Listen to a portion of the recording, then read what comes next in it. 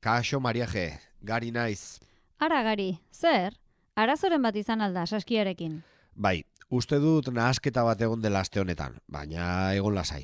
Pentsatu dut bai, deitu duzunerako, esan bagari, ze gertatu da?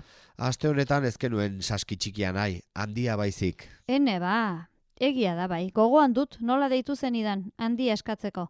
Eta txikia bidali aldizugu. Bai, hala da. Eta kontua da bihar amaren urtebetetzea dela eta jende dezente elkartuko garela bazkaltzeko. Bai, gogoratzen naiz horrekin. Ba, sentitzen dut gari benetan, baina zaude lasai, saski aldatuko dizugu. Izan ere, aste honetan aztoratuta gabiltza, Euskal Jaietako azoka bereziko prestaketekin eta. Pentsatu dut bai, dantzan ibiliko zinetela. Lasai, konponduko gara. Nola egingo dugu orain aldaketa? Zuek beste saski txiki batekin konpontzen zarete, ala nahiago duzue handia eramaten badizuegu. Saski handian produktu desberdinak daude, ezta? Bai, hala da.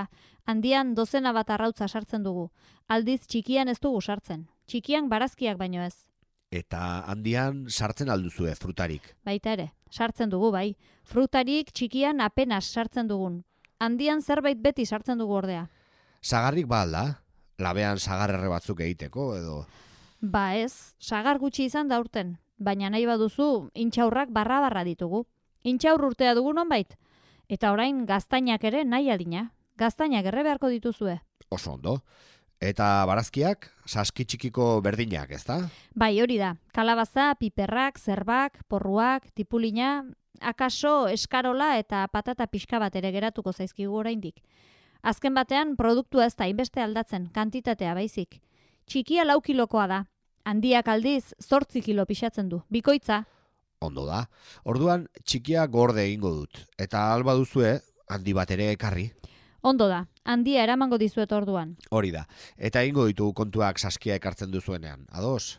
Bai, ez kezkatu horregatik. Barkatu, Mariaje, zenbatean izaten da saski handia?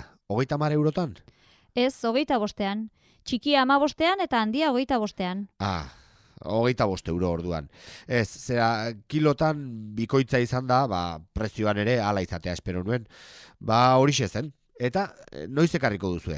Nahi baduzue, oraintxe bertan. Hemendik ordu erdi barru edo.